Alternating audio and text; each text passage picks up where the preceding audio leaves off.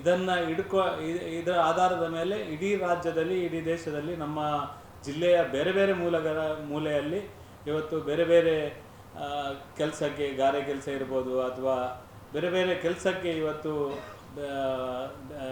ಬೇರೆ ಕಡೆಯಿಂದ, ಬೇರೆ ರಾಜ್ಯದಿಂದ ಬರುವಂಥ ಸಂದರ್ಭದಲ್ಲಿ ಅವರ ಸರಿಯಾದ ಮಾಹಿತಿಯನ್ನು ತಗೊಳ್ಬೇಕು. ನಾನು ಜಿಲ್ಲಾಡಳಿತಕ್ಕೆ ಕೂಡ ಈ ಸಂದರ್ಭದಲ್ಲಿ ವಿನಂತಿ ಮಾಡೋದು, ಈ ಜಿಲ್ಲೆಯಲ್ಲಿ ಎಲ್ಲೆಲ್ಲಿ ಈ ಥರದ ಅಕ್ರಮವಾಗಿ ವಲಸಿಗರಿದ್ದಾರೆ ಅವರನ್ನು ಪತ್ತೆ ಹಚ್ಚುವಂಥ ಕೆಲಸಕ್ಕೆ ಹೆಚ್ಚು ತ್ವರಿತವಾಗಿ ಅದರ ಬಗ್ಗೆ ಕಠಿಣವಾದ ಕ್ರಮವನ್ನು ತಗೊಳ್ಬೇಕು, ಹಚ್ಚುವಂಥ ಕೆಲಸವನ್ನು ಮಾಡಬೇಕು.